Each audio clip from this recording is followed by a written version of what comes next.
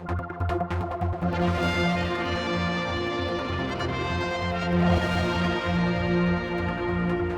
we're recording on Friday evening, and with me is the Chief Minister, Alf Cannan, the old man, and some breaking news I think you're just releasing as we go to air as such with this. As you're head of the health service, you brought some new people on board? Yeah, so I'm really pleased that David Ashford and Chris Thomas have agreed to come in, at least in the short to medium term, to help me now tackle some of the issues that we're facing in terms of health care and the relationship with Manx Care. I've been meeting Manx Care today. I met with the DHC yesterday. I spoke to the chair of Manx Care yesterday morning. I met some of the staff. I've had a real opportunity to go around, talk to the teams in Nobles, some of the social care staff as well. Look, there's a real opportunity to reset in a number of areas, to look at how Manx Care is undertaking its services, the mandate that we instruct Manx Care with, the relationship between the DHSC, Manx Care and Tynwald. And also, obviously, we need to align all this with the budget and understand the service delivery and the services that we want Manx Care to deliver and to the standards we want to deliver. So there's actually a huge piece of work that needs to be done. We need to do it now. And I need the experience as well from people like David Ashford and Chris Thomas. Let's talk about to that, help me. These are two ex-ministers. Point. Two ex-ministers, and one of course was in health, who left that position. What are you doing? You're just warming this all up. One of those two is going to be made the minister, I'm guessing. Right? No. I mean, I think this is more than just a minister, and I think we should stop obsessing about the minister now at this particular point, because actually I need to engage far beyond just a small enclave within the DHSC. I think there's a real opportunity for Tynwald to take the opportunity now to both understand how the performance is going by talking to Manx Care, by talking to the DHSC, and also to put their input into any reforms that we can bring forward to ensure that the mandate is properly aligned with the budget, and we've got full confidence both in terms of what services are being delivered, but also that it is going to be able to deliver that within budget. And so, this has been brought out into the open. Obviously, Laurie Hooper's decided to resign, but the opportunity with the motion that Chris Thomas brought forward, the debate that Tynwald had, there's some really good input from other MHKs. And Paul, this is not just about a minister and a team. Healthcare, the delivery of health and social care across our island affects just about everybody one way or another, or at some point in their lives. So there's a good chance to re-engage now, to reassess and hopefully move forward into a better position. I mean, you're being very positive here today for a man who's literally losing ministers left, right and centre over the course of your tenureship. I mean, you've got no one left almost to pick on, have you? I mean, things aren't going well. I mean, you're putting a good face on this thing, but your back's against the wall slightly on this, isn't it? The whole thing getting to this stage where you're being accused by ex-ministers of trying to privatise the whole thing. And this Manx Care getting bloated, out of control. No one's taking responsibility for anything. So, first of all, Laurie Hooper's accusations, right, of privatisation thrown at the council of ministers, thrown at me, was what I would call, more commonly known these days as his dead cat strategy. Right. Chuck something else on the table to distract from the real problem that he should have been tackling, and knew about, which was this ability of Manx Care to plan its finances properly and attach its finances properly to the mandated services. And having gone, what's been hugely frustrating about all this, and we know that over the last 10 years or so there's been various fluctuations and overspending when it comes to healthcare, and perhaps that's culturally ingrained a bit, and I think that culture needs to change. But fundamentally, if you go to the public, implement a tax rise, and then still find you can't deliver with that level of expectation, then I think there's a real problem. It should have been sorted out. We should never have got to this position. It should have got to you, surely, shouldn't it? Well, I mean, you are in charge. I mean, let's face it, to Coman, did they not know what was going on? It has eventually got to Coman, because we did hear about the overspend at the beginning of the summer, and it's been a difficult few months, because actually we've had to say that we just do not have the money to keep giving to healthcare in a sort of unfunded way, if you like, outside the budgetary commitments. Because one of the reasons, and had this discussion a number of times, and one of the reasons why this has become so serious is, one, we had to go for a tax rise. Secondly, Manx Care got an extra £43 million in the last budget. Thirdly, it's just frankly incorrect to start spreading the myth that people are underfunded when, one, it's clear that they don't have the full financial control that they should have. And secondly, actually, when you look at what Sir Jonathan Michael recommended,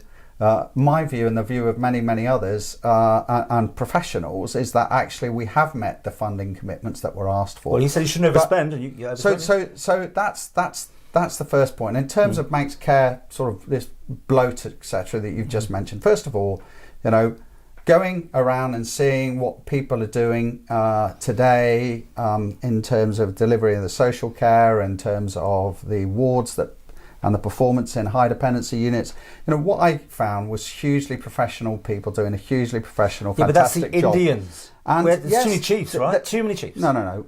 The point is, I think where this all needs to be realigned is in terms of the expectations, the political expectations, the delivery expectations, and the role of the different bodies, Manx Care, the DHSC and Tynwald.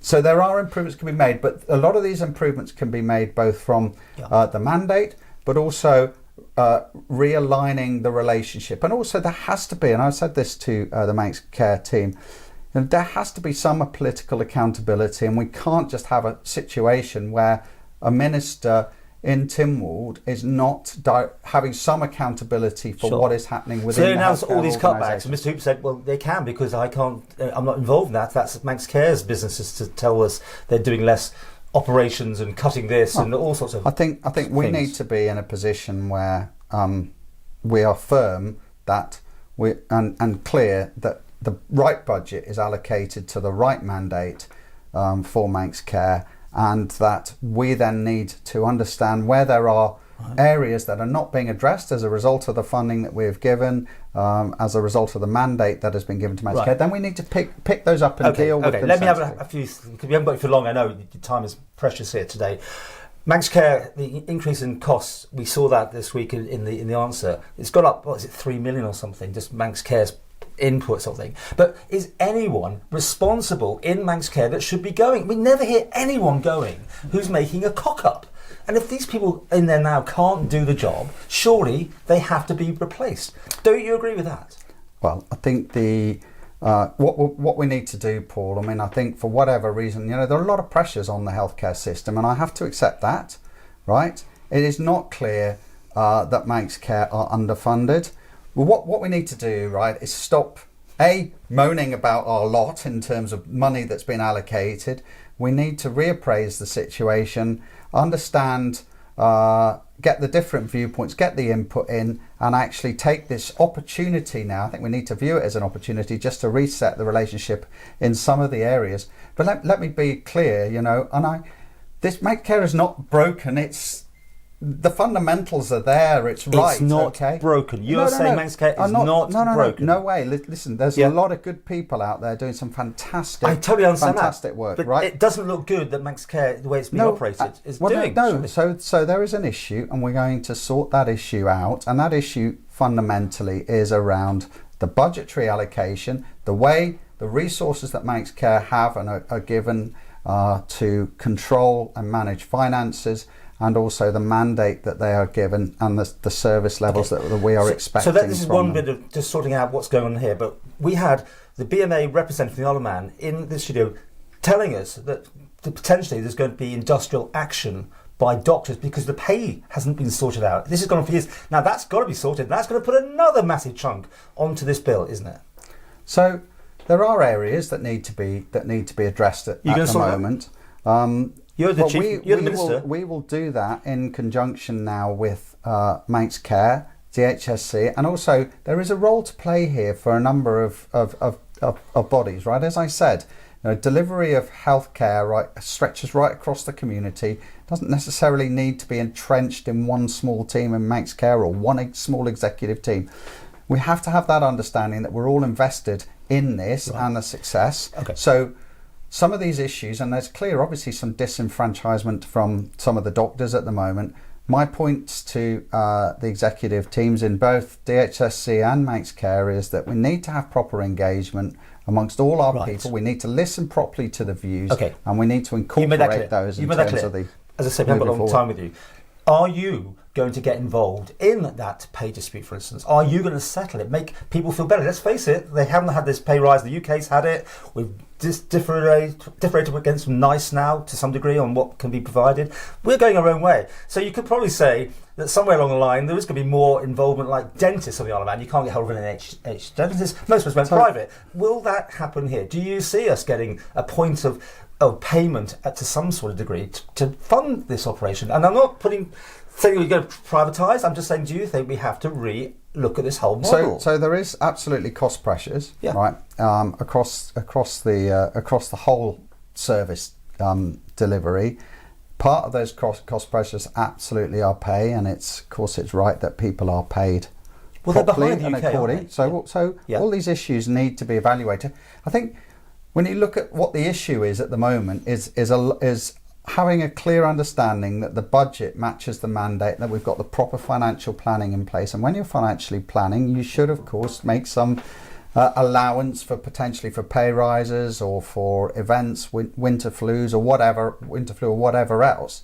What we just can't afford to carry on doing, Paul, is running a healthcare system that turns round 3 or 4 months or 5 months or 6 months or whenever it is during a financial year and says they need another 16 or 20 million pounds because this is the serious issue, right? So can I just this is the serious issue, because we are at a stage with our whole funding, for government's costs and public sector expenditure, that we're running a very finite business plan, if you like, that will take this government through its next 2 years, and also we obviously plan into the future for the next government as well. It offers stability, it ensures that we keep our reserves at a decent level. If we fail to do that, if we just accept this sort of level of over expenditure and bury our heads in the sand, the net result is we will eventually drain significant reserves and leave future generations in a difficult position. So you're saying that something has to be done, and I'm not. You're softening this up for something. Then I'm thinking. Sorry, you're going to soften this up for something, some sort of form of. You need more money. You're going to have to find it, right? Well, no. The first thing to do is to make sure, as I said, is the services that are being offered, the mandate, right, and ensuring that we've got the right organisational structures in place and the right delivery model. And there are it's clear, right? There's some real opportunities identified by both Manx Care and the DHSC to make improvements. And I know my Tynwald colleagues want some improvements there. And if we get that right, then we can move on to the next stage of understanding where and how, right, other areas may need additional funding. If we do that, then we need to. Is Manx Care capable in its present format and with the people in there to do this job? Because they haven't yet balanced the books. They were brought in to balance the books, were they not, and make this separation between government. Hasn't worked. It's getting worse all the time. I think there's been a number of issues that have potentially caused that, but there's no doubt that your point is fair, and I have to accept that one of the motivating factors for Manx Care was continuous overspending. So if we continue to be in this position, then there will of course have to hold your hand up and say that Manx Care has not worked from that perspective. There was another issue around Manx Care, and that was removing some of the sort of political day-to-day influence on healthcare delivery. And when the Minister says he's got no responsibility or can't interfere, that sounds wrong. And to put that back in the hands of the professionals. Yeah, but that does not mean there is a complete disconnect between what is happening from a delivery perspective and the political expectations. We can improve some of that. And this 2p on tax, that was meant to be temporary. That's staying, right? That's feeding in to try and pay into this black hole. So all that money, which was about £20 million, went to Manx Care. That was part of the 43 million extra that they got. Treasury Minister's clearly got to come forward with his budgetary plans. As part of that, and I and others have got to work quickly with Manx Care to make sure that budget is properly formatted, and the Treasury Minister and the Treasury agree obviously to it, and we can explain it alongside the mandate, i.e. the requirement for service delivery. Clearly the Treasury Minister will determine in due course and tell us how he plans to balance the books. But my critical point is, we did make that call last year. My understanding for making that 2% and accept that 2% increase was that 10% increase, 2 pence, was that Manx Care would come in on budget, and that hasn't happened. So therefore we need to sort it out. How much did you know in Comyn? Because you're going to be run under the bus on Sunday when Mr. Hooper does his media interview, I'm guessing. It's going to be all coming back to you, and well, he's already intimated that, hasn't he? He's firing stuff off on X all the time. How much did you know that the overspend was coming your way? Or are you telling me that it never gets that far to Comyn because it's totally within the confines of Manx Care? I think the disappointment from Laurie Hooper is this sort of dead cat strategy, as I've said before, to accuse the councillor ministers of wanting privatisation, and saying that basically he couldn't support any cuts to service delivery. But the whole point from the councillor ministers was that we recognised in the summer not just about the overspend, but clearly, the Treasury telling us that this was now going to have a major impact in terms of, our future budgetary performance and the sustainability of our reserves. I take responsibility for calling this out very much in public, because I also have a responsibility to tackle a serious issue if I think it exists, and to make sure that people are aware of it. Did you know he was going to go? Did you know before he said that he was going? Or well, I think one would have been naive to have thought that Laurie Hooper's behaviour in the tweets and the way he had sort of indicated things to council and tried to present things to council didn't mean that so he had no wasn't control probably of on his him. way up. He wouldn't play, toe the line. Listen, I'm not going to get into. Well, he's going to do it to you, probably. Well, I've got to move on, right? Yeah. I mean, Laurie. We can see what's happened. Yeah. Laurie's clearly got himself in a pickle with this overspend and his belief that we should just pay for it, unfunded, and you've seen the tweets and the statements from his other member in DHSC, Joni Farragher, about capital gains taxes and other taxes. Listen, we are not an irresponsible government.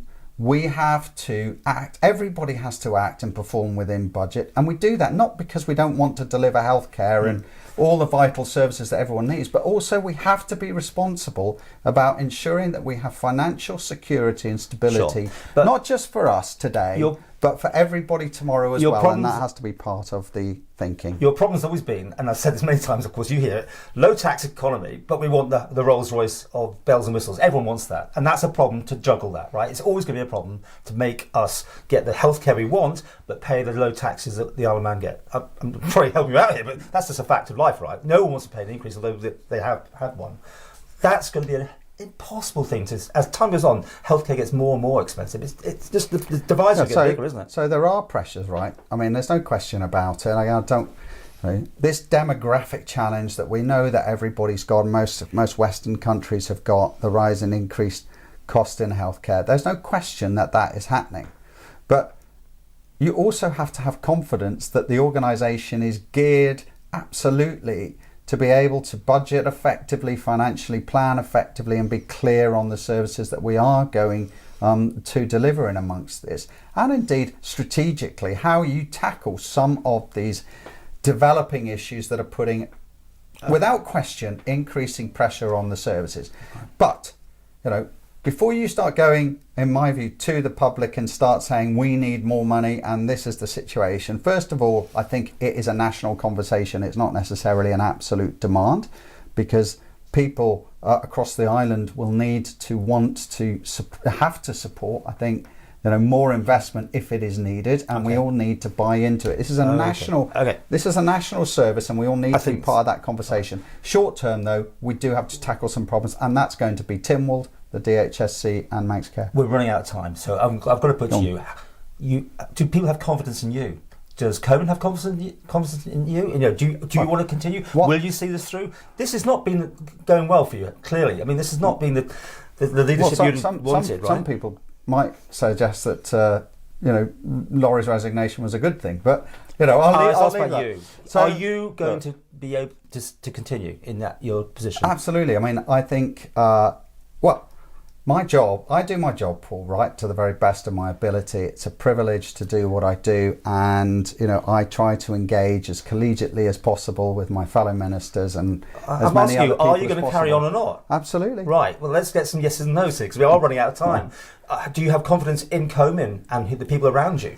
Yes, some fantastic contributions coming in from the Council of Ministers. We're absolutely united. I'm sorry that Laurie has decided that he did not like the united front that the Council of Ministers were adopting, but we all know how serious this situation is when it comes to the stability of our national finances, but also we need to align that in terms of our faith and confidence in the healthcare system to be able to budget and deliver healthcare within an allocated budgetary amount. So, are you staying as health minister? Look, it's quite clear. You're not, for the next end of your term, going to stay health minister. You will pick a health minister, will you? Yeah, there will be a health minister. And it'll be one of these two that you've already got, right? But I think what you're going to put Ashford back in, or are you going to put Thomas back in? No. I think what I've said that over the short term, over the next couple of 2 or 3 weeks, I need to work with a team, but also need to engage with Tynwald colleagues. I think because this is a national issue, it's not just down to one minister or 2 departmental members. I think we do need to accept that there is a need to engage politically now, get some viewpoints across, pick up on some of the very valuable comments that were made in the Tynwald debate, actually, and look to see whether they have immediate value in terms of whether they should be incorporated into this mandate and reset of relationships. Okay, so you didn't give me an answer there. I mean, it's going to be one of those. It has to be, right? You bring them in, one of those is going to be the minister. No, I don't. I think I'll be very clear with you. David has come in because he has previous experience.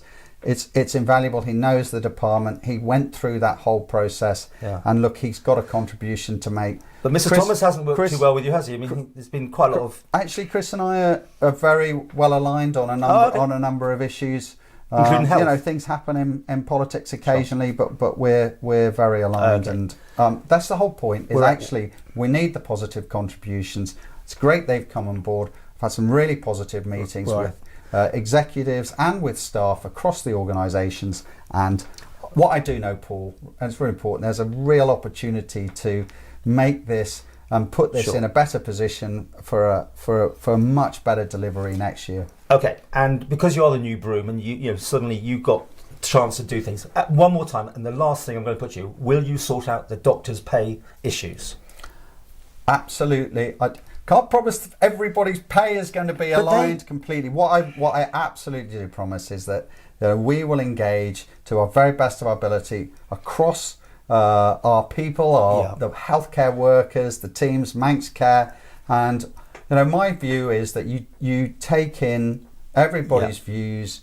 You saw that survey, didn't you? The BMA survey. You work across the whole organisation to get the very, very best outcomes, and you listen to people and engage with people. The British Medical Association watched these things from the UK. Yeah. They sent out that survey. Well, I mean, it wasn't pretty, most of it. I mean, there was a few nice bits, but overall disappointing, and that's not the culture you want, right? You want people to be happy and paid for their jobs. It's a big organisation, right, delivering a whole raft of services.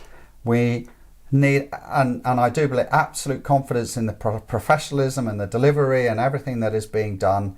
So sometimes you've got to iron out disputes and take people's different viewpoints into account. You've got to find the money, haven't you? That's the problem. Everybody needs to be aligned. You haven't got the money to pay. Outcomes. You haven't got the money in that pot to pay these people. Well, Paul, this is this is the whole essence of the discussion at the moment, because I think there are refinements that can be made. It's clear from that audit report, which was sat on Laurie Hooper's desk since April 2024, that actually Manx Care was not financially planning in the long term to any great effect, if at all, and also had not really attached any financial planning to their operational delivery. You just said it yourself. They're not doing their job. Nothing's being done. So look, I mean, it does go further than that. In that, did Manx Care actually have the resources to be able to do this? Listen, we need to move forward. Laurie Hooper's resignation I'm sorry he's decided to go, pack the towel in, but, and also throw a dead cat on the table and try and accuse everybody wanting to privatise. There's a real opportunity here to take things forward, get back involved and reset a number of relationships.